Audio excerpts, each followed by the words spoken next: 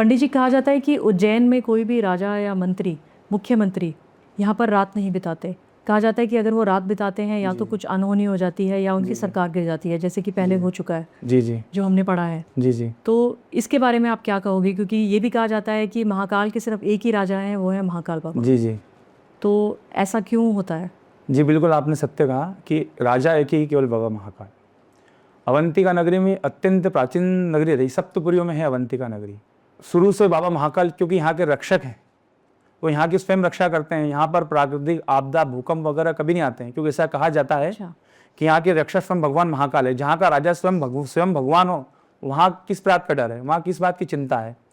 तो यहाँ पर ऐसा कहा जाता है कि जब भगवान स्वयं राजा है, तो एक राजा होने से दूसरा राजा उनके सामने कैसे बड़ा हो सकता है? क्योंकि सबसे भगवान महाकाल स्वयं राजा है, दूसरा राजा उनसे बड़ा नहीं हो सकता, क्योंकि ये राजा तो है सही, राजा तो है, लेकिन ये भगवान होने के बाद राजा, ये स्वयं भगवान है और राजा होने के बाद भगवान है स्वयं। तो किसी दूसरे राजा को, तो ये किसी ग्रंथ में या किसी पुराणों में ऐसा वर्णन नहीं है। क्योंकि उज्जैन नगरी शुरू से धार्मिक और आस्था नगरी रही है, तो एक हमारा कर्तव्य कि हम किसी चीज को अगर आते हैं उसको आस्था से, तो हम हमारे आस्था और श्रद्धा से सोरा में हमारे प्राचीन समय से किंवदंती रह गई है कि स्वयं भगवान महाकाल है, तो दूसरा राजा कैसे रह सकता है। इसलिए स्वयं प्राचीन हमारे दादा परदादा या प्राचीन जो अवंतिका हमें सुने आ रहे हैं, उनसे यही सुन आ रहे हैं कि एक राजा स्वयं भगवान महाकाल है, तो दूसरा राजा उनसे बड़ा नहीं है, उसे तो उनसे बड़ा है तो वो रुक सकता है, लेकिन उनसे बड़ा तो कोई हो नहीं सकता, क्योंकि स्वयं भगवान। इसलिए वो यहाँ पर ये प्रथा शुरू से चली आ रही है। इसका शास्त्रों में पुराणों में कोई वर्णन नहीं है। ये एक किंवदंती जो चलती है ना हमारे यहाँ, प्राचीन किंवदंती जो मुख से चलती है कि भाई परंपरा कई सुनी बातें है, इसी प्रकार की है। तो प्राचीन समय से सुनते आ रहे हैं कि भाई दूसरा राजा यहाँ पर एक होते हुए, क्योंकि स्वयं भगवान महाकाल राजा। तो बहुत टाइम से आया कि कितने लोग आते थे, मंत्री जो भगवान आते थे, वो आउट ऑफ के लिए रुकने के लिए आउट ऑफ एक स्थान बनाओ, वहीं पर रुकते थे। तो यहाँ उज्जैन नगरी में नहीं रुकते। तो जब से परंपरा चली आ रही है कि भैया स्वयं भगवान महाकाल, तो एक राजा के होते हुए दूसरा राजा यहाँ पर नहीं रुक सकता। ये भगवान के प्रति एक सम्मान का भाव है। हम लोगों ने एक सम्मान दिया भगवान को, आप स्वयं राजा है इसलिए। तो इसका किसी पुराणों में या किसी ग्रंथों में ऐसा वर्णन नहीं है। ये एक सम्मान देने के लिए एक प्रथा चलित है जो आज तक पालन करते हैं। तो मतलब कह सकते हैं कि इस बात में कोई ऐसी सच्चाई है, इस बात में सरकार गिर जाएगी अगर जी, इस बात में ऐसी चीफ मिनिस्टर यहाँ जी ऐसे प्रकार में ऐसी कोई सच्चाई नहीं है। जी जी जी जी जी नहीं, अच्छा कि आपने ये क्लियर कर दिया कि हमारे दर्शकों को ये डाउट था, पूछना चाहते थे कि भाई इस बात में कितनी सच्चाई है। जी जी जी। तो एक कहानी मैंने और भी सुनी है पंडित जी कि यहाँ पर कोई भी दूल्हा अपनी बारात लेकर घोड़ी पर चढ़कर बारात लेकर मंदिर के पास से नहीं जा सकता। मैंने ये भी सुना है। इसमें कितनी सच्चाई है? क्या आज भी ऐसा होता है कि कोई बारात मंदिर के सामने से जाती है और कोई दूल्हा अपनी घोड़ी पे बैठकर नहीं जा सकता? आपने बहुत अच्छा प्रश्न उठाया है। मैंने भी देखा है, अधिकतर मैं कितनी बार जाता हूँ नेट वगैरह, तो वेबसाइट पे या व्हाट्सएप पे ये प्रश्न बहुत लोगों के मन में जिज्ञासा है। और अधिकतर मैंने ये प्रश्न देखा सभी क्या रहे, ऐसा जाता है कई वेबसाइटों पर भी दे रखा है कि भगवान महाकाल के शिखर के सामने से कोई दूल्हा नहीं निकलता है, कोई बारात नहीं निकलती है। लेकिन ये बात वास्तव में असत्य है।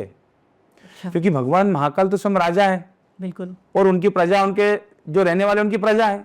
तो राजा के युग में अगर प्रजा आनंद का उत्सव नहीं मनाएगी तो किसके उसमें मनाएगी? तो ऐसा नहीं है। जो वहां पर आसपास के निवासी जो रहते हैं, क्योंकि अगर बारात निकलती जो वहीं निकलेगी जो आसपास का क्षेत्र, तो वहां की जो आसपास के क्षेत्र रहवासी है वो वहां से निकालते हैं। कितनी बार मैंने देखा है वहां से बारात निकली है और निकलती भी है।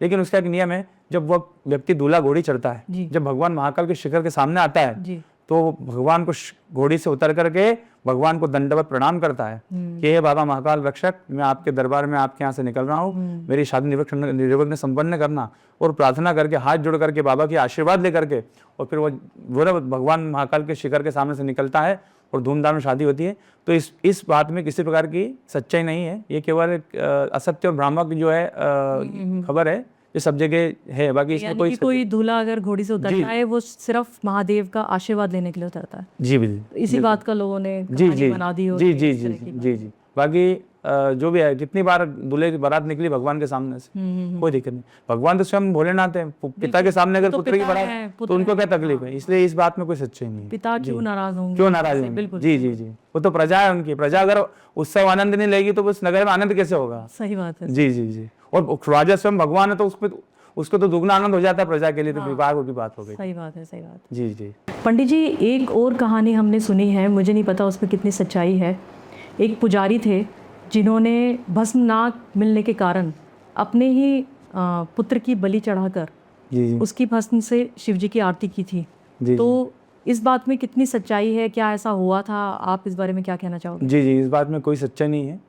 वो किसी समय में आज से 200-300 साल पहले जरूर शमशान की भस्मी चढ़ाई जाती थी भगवान को।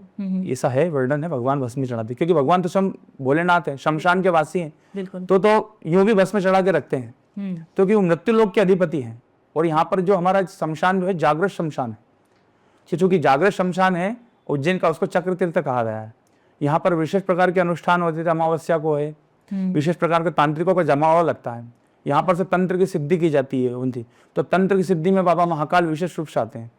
तो भगवान को जो भस्म चढ़ाई जाती थी वो किसी समय चढ़ाई जाती, लेकिन वर्तमान में भगवान को शुद्ध गाय के कंडे से गोबर की जो है भस्म चढ़ाई जाती है प्रतीक मात्र में। तो भस्म चढ़ाने का रहता है कि भस्म चढ़ाने का मतलब किसी की मृत्यु हो गई तो उसकी भस्म चढ़ाई जाती है। अगर जिंदा भगवान तो स्वयं भगवान है, वो थोड़ी चाहेंगे किसी मृत्यु को मार करके उसके आप भस्म चढ़ा दी जाए। बिल्कुल बिल्कुल। हमारे यहाँ किसी भी ग्रंथों में भगवान को पशु बलि का या मनुष्य बलि का वर्णन नहीं है। एक निमित्त मात्र की बलि दी जाती है। तो भगवान को, माता जी को नींबू की बलि दे सकते हैं, आपने देखा होगा कद्दू की बलि दी जाती है। इसी प्रकार भगवान महाकाल को भस्म चढ़ाई जाती है। तो किसी समय परंपरा होती है, किसी समय ऐसे लोग रहते थे, किसी समय ऐसा माहौल होता होगा कि उस वक्त ये भस्म चढ़ाई जाती थी। लेकिन वर्तमान के परीक्षण में 200 साल से ये संभव नहीं है। तो इसलिए भगवान को प्रतीकात्मक रूप से जो भस्म चढ़ाई जाती है, लेकिन वो गाय के शुद्ध कंडे की गोबर की वर्तमान में भस्म चढ़ाई जाती है। और वो भस्म प्रतिदिन हमारे महंत जी हैं, अखाड़े महानिर्वाणी जी अखाड़े के महंत जी हैं, वो महंत वहीं पर महाकाल मंदिर के शिखर के पिछले भाग में भस्म बनती है। और वही भस्म भगवान को जो है प्रतिदिन आरती के पहले चढ़ाई जाती है। तो किसी शव की भस्म नहीं होती? जी, शव की भस्म नहीं, एक शुद्ध गाय के कंडे के उपले की भस्म रहती है। अच्छा। जी जी। पंडित जी, ऐसा भी कहा जाता है कि भस्म आरती के दौरान जी आत्माओं की उपस्थिति भी महसूस की जा सकती है। जी। तो आपने कभी आरती के दौरान कभी ऐसा महसूस किया है? जी। कोई ऐसा अनुभव जो आप हमारे साथ शेयर करना चाहते हो? जी, ऐसा है, जब भगवान महाकाल की आरती होती है तो उज्जैन में ऐसा कहा गया है कि 36 कोटि देवता निवास करते हैं। जी। तो जब बाबा महाकाल की आरती होती है, संध्या समय भस्म आरती होती है, तो जो कि राजा की आरती होती है, तो संपूर्ण प्रजा जो है, संपूर्ण प्रजा उस आरती का नहीं, तो जितने भी उज्जैन में मंदिर होते हैं या जो देवता होते हैं वहाँ पर आकर के उस आरती में जो है सम्मिलित होते हैं। तो जब उस वक्त जब आरती होती है और जब आप भगवान का ध्यान करते हैं या भगवान को उस आरती के जब नीले हो जाते हैं, तो आपको एक विशेष प्रकार की अनुभूति होती है। और ये केवल जब उस वक्त अनुभूति होगी जब भगवान का भस्म आरती होता है। ये कुछ उस प्रहर का समय रहता है जब आपको विशेष प्रकार की अलग प्रकार की अनुभूति रहेगी। लेकिन फिर उसमें आपकी श्रद्धा अनुसार अनुभूति होगी आपको कि आप भगवान के प्रति क्या श्रद्धा रखते हैं। बाकी ये निश्चित बात है कि आप अगर भगवान की भस्म आरती करेंगे तो आपको अलग ही प्रकार की अनुभूति होगी, अलग ही प्रकार को आनंद आएगा और बिल्कुल आपको ऐसा एहसास होगा क्योंकि शक्तियाँ वाकई में है भगवान महाकाल की और आपको अनुभव होगा। ये बात बिल्कुल बात में सच्चाई है। आपने अनुभव किया है? मैंने अनुभव किया है। और जिसने भी भस्म आरती को आनंद लिया है, देखा है, उसने भी कुछ न कुछ अनुभव किया है। चाहे वो सेलिब्रिटी ने आए हो, दर्शन किया है, उन्हें अनुभव किया है, कई राजनेता आए हैं या आम नागरिक, जिसकी जैसी भावना रही उसने उस प्रकार की शक्तियों का अनुभव किया है। ये बिल्कुल सत्य बात है। जी। और मैंने ये भी देखा है कि भस्म आरती के समय पे जी औरतों को, महिलाओं को पल्लू करने के लिए कहा जाता है। जी। तो ऐसा क्यों कहा जाता है? जी, बिल्कुल आपने सही सवाल करा कि भस्म आरती जब होती है तो पूरी भस्म आरती में जो है पल्लू नहीं ढाका जाता है। जी ना, एक समय है, एक समय है, पे बोला जाता है। ऐसा होता है कि जिस प्रकार जैसे भगवान को अपन ने स्नान कराया, तो भगवान जब स्नान करते हैं तो भगवान को जब भस्मी चढ़ती है ना, तो ऐसा कहा जाता है कि भगवान दिगंबर रूप में रहते हैं। दिगंबर रूप मतलब नग्न रूप रहता है भगवान का। जी, उस वक्त भस्मी चढ़ती है। अच्छा। तो वो दिगंबर रूप में रहने के कारण पुरुष तो देख सकते हैं, लेकिन महिलाओं को आप अशुभ माना जाता है, इसलिए महिला नहीं देख सकती। इसलिए जब भगवान की भस्मी चढ़ती है भगवान को, जब भगवान, ऐसा माना जाता है कि भगवान दिगंबर रूप में हैं, उस वक्त महिला को कहा जाता है कि आप अपना पल्लू ढाक लीजिए, भगवान की भस्मी आप मत देखिए। भगवान के दिगंबर रूप में रहने के कारण महिलाओं को पल्लू डालने को कहा जाता है।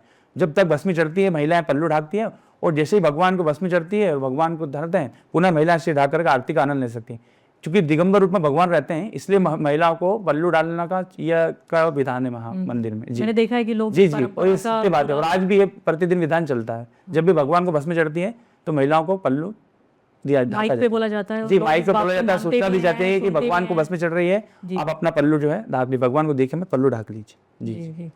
तो पंडित जी, भस्म आरती के समय क्या होते हैं? अगर किसी को भस्म आरती अटेंड करनी है, कोई आना चाहता है, तो वो कैसे कर सकता है? उसका क्या प्रोसेस है? जी देखिए, भगवान महाकाल की भस्म आरती जो है पूरे विश्व प्रसिद्ध है जी। इसके 2 तरीके होते हैं। एक होते हैं हमारे महाकालेश्वर मंदिर प्रबंध समिति की बहुत अच्छी व्यवस्था है। उन्होंने एक मंदिर की वेबसाइट बता रखी है।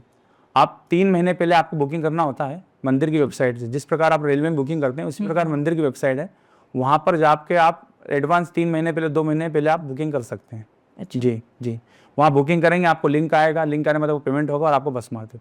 अगर आप फिर भी वो नहीं कर पाए तो उसके लिए हमारा महाकालेश्वर मंदिर प्रबंध समिति ने एक मंदिर काउंटर बना रखा है प्रतिदिन 7 से 9। अच्छा। वहाँ पर आप जाएंगे, आपका आईडी प्रूफ लाएंगे, फोटो कॉपी लगेंगे और वहाँ पर से आपको प्रतिदिन 400 लोगों का, 300 लोगों का परमिशन वहाँ से दिया जाता है।